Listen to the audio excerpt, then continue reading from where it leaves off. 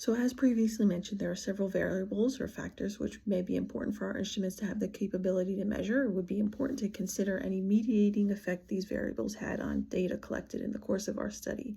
These include age. Bullying may not occur in a uniform pattern among age groups.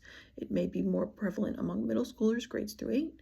Gender. Female adolescents may experience higher rates of PTSD symptoms. They also may experience higher rates of bullying.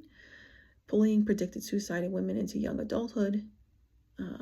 These are all important considerations. The sources of social support. The multidimensional scale of perceived social support is a 12-item measure of perceived social support, which we may be able to use to measure sources of social support. Respondents answer questions on perceived social support measures on a 7-point scale from very strongly disagree to very strongly agree. ACEs, adverse childhood experiences. ACEs are associated with a broad array of later negative health outcomes.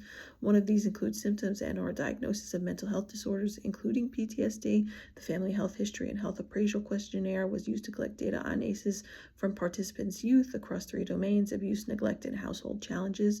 Individuals who had higher ACEs scores were more likely to suffer from various negative health outcomes. Experiencing other ACEs may predispose participants in our study to PTSD independent of the experience of bullying. This would be an important variable to consider in the proposed study.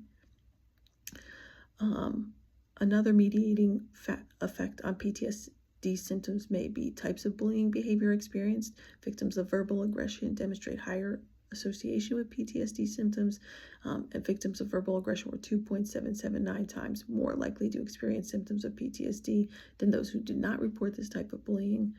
Another mediating factor on PTSD and bullying may be the role in the bullying behavior. So victims tend to demonstrate a higher association between bullying behavior and PTSD symptoms. The role of the individual in bullying behavior, victim versus perpetrator,